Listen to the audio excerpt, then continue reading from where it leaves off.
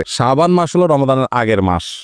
শাবান মাস শুরু হওয়ার মানে হলো রমাদানের ক্ষণগণনা শুরু হওয়া। শাবান মাস শুরু হয়ে গেলে আর 28 দিন আছে, 27 দিন আছে, এভাবে আমরা দিন গণনা শুরু করতে থাকি রমাদানের আগমনী বার্তাবাহক এই যে মাসটা শুরু হয়েছে, এই মাসটাতে আমাদের একটা বিশেষ করণীয় আমল আছে, বলবো সেটা। নবী করিম সাল্লাল্লাহু আলাইহি সাল্লাম শাবান মাস শুরু হলে প্রচুর পরিমাণে নফল রোজা রাখতেন, অনেক বেশি পরিমাণে নফল রোজা রাখতেন। আমাদের আয়েশা তাআলা বলেছেন, কানান নবী সাল্লাল্লাহু আলাইহি সাল্লাম ইয়াসুমু শাবানা ইল্লা কালিলা, শাবানের কয়েকটা দিন বাদ দিয়ে, শেষে কয়েকটা দিন বাদ দিয়ে প্রায় পুরো শাবান তিনি রোজা রাখতেন। তো এই শাবান মাস নবী করিম সাল্লাল্লাহু আলাইহি সাল্লাম নফল রোজার জন্য সবচেয়ে বেশি গুরুত্বপূর্ণ মনে করতেন। এজন্য আমি বলি, নফল রোজার শ্রেষ্ঠ মাস হলো এই শাবান মাস। সেই শাবান মাস শুরু হয়ে গেছে, আমাদের সামনে এখন অনেকগুলো দিন আলহামদুলিল্লাহ বাকি আছে। নবী সাল্লাল্লাহু আলাইহি সাল্লামের এই সুন্নাহটা আমরা প্রতিষ্ঠিত করতে হবে, বেশি বেশি এই মাসে নফল রোজা রাখতে হবে ইনশাআল্লাহ। আমরা অনেকে রোজা রাখতে অভ্যস্ত না, যারা রোজা রাখতে অভ্যস্ত না তারা চিন্তা করি যে কিভাবে রোজা রাখবো, আমার ডিউটি আছে, স্কুল আছে, পড়ালেখা আছে, কাজকাম আছে। তারা জানি না যে আসলে রোজা রাখাটা হিম্মতের ব্যাপার। যারা রোজা রাখতে ভয় পায়, একটা হলো যে অসুস্থ ডায়াবেটিসের রোগী, হয়তোবা অনেক বেশি সিরিয়াস পর্যায়ে ডায়াবেটিসের রোগী, তিনি চাইলেই আপনার দীর্ঘ সময় না খেয়ে থাকতে পারেন না, তাদের কথা ভিন্ন।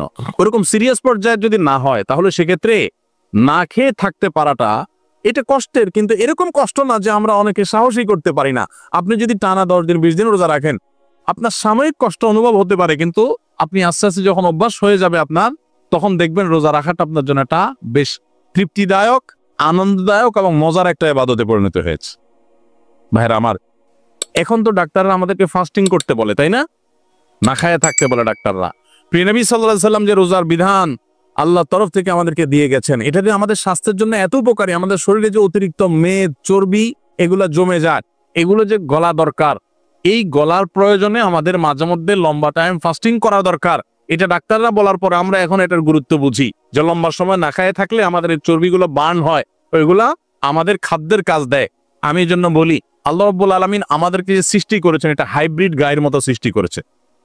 হাইব্রিড টেকনোলজির গাড়ি আছে না, ব্যাটারিতেও চলে, তেলেও চলে, ব্যাটারিতেও চলে, তেলেও চলে। যখন ব্যাটারির চার্জ থাকে তখন ব্যাটারি দিয়ে চলে, আবার তেলেও চলে। অর্থাৎ রিজার্ভ যে পাওয়ার আছে সেটা দিয়েও চলে, আর এক্সটার্নাল পাওয়ার দিয়েও চলে।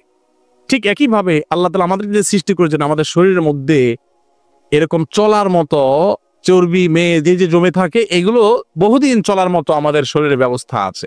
আমার বাহির থেকে খাবার দিয়েও চলি, আবার ওইগুলো দিয়ে আমরা চলতে পারি। তো রোজা রাখলে আমাদের যে কষ্ট হয়, সাময়িক কষ্ট, কিন্তু এটা বরং আমাদের ওই অতিরিক্ত মেদ চর্বিগুলো গলতে এবং আমাদের সুস্থ থাকতে সাহায্য করে।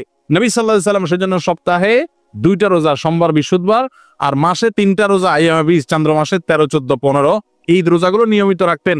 শাবান মাসে সবচেয়ে বেশি রোজা রাখতেন, শাওয়ালে 6টা রোজা রাখতেন, আর রমজান তো পুরাটাই রোজার মাস। তো আমরা এই শাবান মাসে বেশি বেশি নফল রোজা রাখবো তো ইনশাআল্লাহ। অনেকেই আছি গোটা শাবানে একটা রোজা রাখারও তৌফিক আমাদের হয় না, আমরা অপেক্ষায় আছি রমজান আসলে তখন রোজা রাখবো। রমজানের রোজা তো আপনি রাখবেনই, রমজানের আগে থেকে আপনি রোজা রাখবেন। কেন রমজানের আগে থেকে রোজা রাখবেন? শাবান মাসে কেন রোজা রাখবেন? নবী করিম সাল্লাল্লাহু আলাইহি সাল্লামকে তার অত্যন্ত স্নেহভাজন ওসামা ইবনে যায়েদ রাদিয়াল্লাহু আনহু জিজ্ঞাসা করেছেন, হে আল্লাহর রাসূল, আপনাকে শাবান মাসে অনেক বেশি আমি নফল রোজা রাখতে দেখি, কারণ কি? আপনি অন্য কোনো সময় এত বেশি নফল রোজা রাখেন না। মুহররম মাসে নফল রোজা অনেক রাখার ফজিলতের কথা আছে, কিন্তু এই মাসে নবী সাল্লাল্লাহু আলাইহি সাল্লাম বেশি নফল রোজা রাখছেন দেখে ওই সাহাবী জিজ্ঞাসা করেছেন, আপনি কেন রাখেন? তিনি 2টা কারণ বলেছেন। কয়টা কারণ? 2টা। তার একটা হলো, তিনি বলেছেন, প্রথম কারণ হলো শাবান মাসের আগের মাসটা হলো রজব মাস, আর শাবান মাসের পরের মাস যেটা আসতেছে সেটা হলো রমজান মাস। পরের মাসটা রমজান হলো সাইয়্যিদুশ শুহুর, সকল মাসের সেরা মাস, ওইটার কথা তোর বলাই বাহুল্য, ইবাদতের মাস। এজন্য সে মাসে সবাই টুকটাক ইবাদতের চেষ্টা করে। আর শাবানের আগের মাসটা রজব মাস, এটা হলো সম্মানিত 4 মাসের একটা। সম্মানিত 4 মাসের একটা হওয়ার কারণে ওই মাসেও মানুষ টুকটাক ভালো কাজ করার চেষ্টা করে।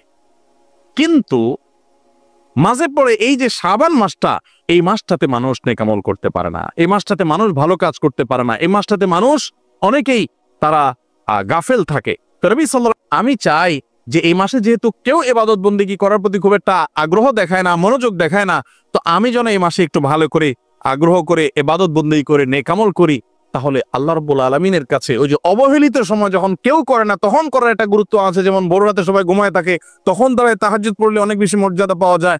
একটা রিকশাওয়ালাকে অনেকে সালাম দেন, আর রিকশাওয়ালা মনে করে বা অশিক্ষিত মানুষকে, একজন সামাজিক দিনমজুরকে, শ্রমিককে অনেকে সালাম দিতে চায় না।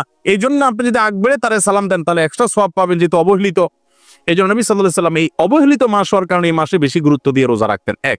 2 নম্বর কারণ হলো তিনি বলেছেন বান্দার আমলনামা প্রাত্যহিকভাবে ফেরেশতারা পেশ করেন সকাল এবং সন্ধ্যায়, আর সাপ্তাহিকভাবে সোম বৃহস্পতিবার, আর বাৎসরিকভাবে বান্দার আমলনামা আল্লাহর কাছে উপস্থিত করা হয়, রিপোর্ট দেওয়া হয়, বার্ষিক রিপোর্ট দেওয়া হয় এই শাবান মাসে। তিনি বলেছেন আমার রিপোর্ট যখন ফেরেশতারা আল্লাহর কাছে উপস্থাপন করেন ওই টাইমটাতে আমি রোজাদার থাকলে আমার কাছে ভালো লাগে, এই জন্য আমি এই মাসে বেশি বেশি নফল রোজা রাখি। ভাইরা আমার, আপনি কোনো কোম্পানিতে জব করেন, চাকরি করেন, আপনি কাজ করছেন খুব সিরিয়াস মুডে, এই টাইমে আপনার বস মালিক এসে দেখে গেছে, আপনার কাছে ভালো লাগবে না? যে আমি সিরিয়াস মুডে কাজ করছি, এই টাইমে উনি দেখে গেছেন, আমার প্রতি সুধারণা তৈরি হবে, আপনার কাছে ভালো লাগবে না? তো নবী সাল্লাল্লাহু আলাইহি ওয়াসাল্লাম চাইতেন আমার আমলনামা যখন আল্লাহর কাছে বার্ষিক রিপোর্ট যখন উপস্থাপন করা হয় ওই টাইমটাতে আমি রোজা অবস্থায় থাকলে আল্লাহ সুবহানাহু ওয়া তাআলার রহমতের আমি আশা বেশি করতে পারি, তিনি আমাকে ইবাদতরত অবস্থায় আমার আমলনামার দিকে নজর দিবেন, তখন আমি আল্লাহর করুণা পাবো। এই জন্য তিনি নফল রোজা বেশি বেশি রাখতেন। ভাইরা আমার, এছাড়াও আরো 2টা এডিশনাল কারণ আছে, সুবিধা আছে রোজা রাখার। আমরা যে 5 ওয়াক্ত নামাজ পড়ি, এই ফরজ নামাজগুলোর আগে এবং পরে কিছু সুন্নত নামাজ আছে না? যেমন জোহরের আগে 4 রাকাত, জোহরের পরে 2 রাকাত, মাগরিবের পরে 2 রাকাত, ফজরের আগে 2 রাকাত, এশারের পরে 2 রাকাত, এরকম নামাজের আগে পরে, ফরজ নামাজের আগে পরে সুন্নত নামাজ আছে না? এটা হলো ফরজ যে মূল ইবাদত, এটা রিহার্সেল, এটার প্রস্তুতি, এটার পরিপূরক। কোন ক্ষেত্রে যদি ফরজের ঘাটতি হয় আল্লাহ তাআলা নফল দিয়ে পরিপূর্ণ করেন। রমজান হলো ফরজ রোজার মাস, 30 রোজা বা পুরো মাসের রোজা রাখা ফরজ।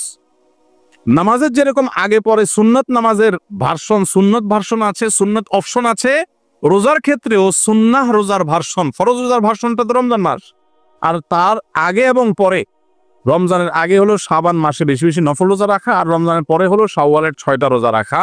এটা হলো নামাজের আগে পরে সুন্নত নামাজ যেরকম আছে, রোজারও আগে পরে, সিয়ামারও আগে পরে নফল রোজার, সুন্নত রোজার ব্যবস্থা ইসলামে আছে। অতএব এই সুন্নতগুলো আমাদের গুরুত্বের সাথে রাখা দরকার। অনেক মানুষ আছেন যে জীবনে শাবানের রোজা হিসাবে 2, 4, 5টা রোজা রাখার তৌফিক হয় নাই, জানেনই না, আছে না নাই? আজকের এই মজলিস থেকে আমরা আসুন এই জিনিসটা জেনে আমল করার প্রতিজ্ঞা করে নিয়ে যাই যে শাবান মাসের অবশিষ্ট দিনগুলোতে আমরা 2-4টে হলো নফল রোজা রাখবো। যত পরিশ্রম করি, যত কষ্টই করি, আলহামদুলিল্লাহ এখনো দিন ছোট, অনেক বেশি গরমও পড়ে এমন না, আমরা চাইলে রোজা রাখা অনেক কঠিন কিছু হবে না। এমনকি যদি আপনার অনেক হার্ড জব করতে হয় তো আপনি যে দিনগুলোতে ছুটি আছে ওই দিনটা অন্তত নফল রোজা রাখেন। মা বোনরা চাইলে তো প্রতিদিনই করতে পারেন, কারণ তাদের ম্যাক্সিমাম বাসা বাড়িতে অবস্থান করেন, আর পুরুষরা যারা আছেন তারাও চাইলে করতে পারেন। আমরা ইনশাল্লাহ শাবানের রোজা রাখবো তো ইনশাল্লাহ। শাবান মাসে নফল রোজা বেশি রাখার আরেকটা উপকারিতা হলো, হঠাৎ করে অনেকে যারা রোজা রাখতে অভ্যস্ত না, রমজানে ফরজ রোজা যদি হয় তো ফরজ রোজা রাখতেই হবে, গুনাহ হবে না রাখলে, হারাম হবে না রাখলে, রাখতেই হবে বাধ্যতামূলক। তো হঠাৎ করে রোজা শুরু করে দিলে সারা বছরের যে একটা শিডিউল থাকে, সারা বছরের খাবারের যে একটা অভ্যাস থাকে, ওইটা চেঞ্জ হওয়ার পর হঠাৎ করে রোজা শুরু করলে অনেকে অসুস্থ হয়ে যায়, অনেকে পেট খারাপ হয়ে যায়, অনেকে জ্বর হয়ে যায়, দেখবেন রমজানের 2-4 দিন যাওয়ার পর। এর একটা বড় কারণ হলো যে তার হঠাৎ করে তার খাদ্য অভ্যাস চেঞ্জ হয়ে গেছে, দুপুরে খাবার বন্ধ হয়ে গেছে, রাতের খাবার সে আগে খাচ্ছে, টাইমটা চেঞ্জ হয়ে গেছে, ভোর রাতে খাওয়ার অভ্যাস নাই। তো এই অভ্যাস পরিবর্তন হওয়ার কারণে একটু শরীরে এটাকে শুট করতে সময় লাগে। এই জন্য শাবান থেকে যদি আপনি 1-2টা ভাঙতি রোজা, সপ্তাহে 1-2টা করে রোজা রাখেন, আস্তে আস্তে আপনার অভ্যাসটা গড়ে উঠবে, তখন রমজান রোজা রাখাটা সহজ হবে। অতএব আমরা শাবান রোজা রাখবো তো ইনশাআল্লাহ। আমরা শাবানের রোজা সম্পর্কে অনেকে জানি না। শাবানের রোজা কিন্তু 1-2টা না, যত বেশি সম্ভব 2টা, 4টা, 6টা, 8টা, 10টা, যতটুকু পারেন বেশি বেশি করে রাখবেন। এবং শুরুর দিকে নবী সাল্লাল্লাহু আলাইহি ওয়াসাল্লাম বেশি রাখতেন, শুরুর দিকে, যে এখন যে সময়গুলো যাচ্ছে, এখন চেষ্টা করবো তো সবাই ইনশাআল্লাহ। খুব কঠিন কিছু না ভাই, খুব কঠিন কিছু না, আপনার চেষ্টা করলেই কিন্তু আল্লাহ তাআলা সহজ করে দিবেন। এটা হলো শাবান মাসের আমল। আল্লাহ আমাদের সবাইকে আমল বেশি বেশি করার তৌফিক দান করুন।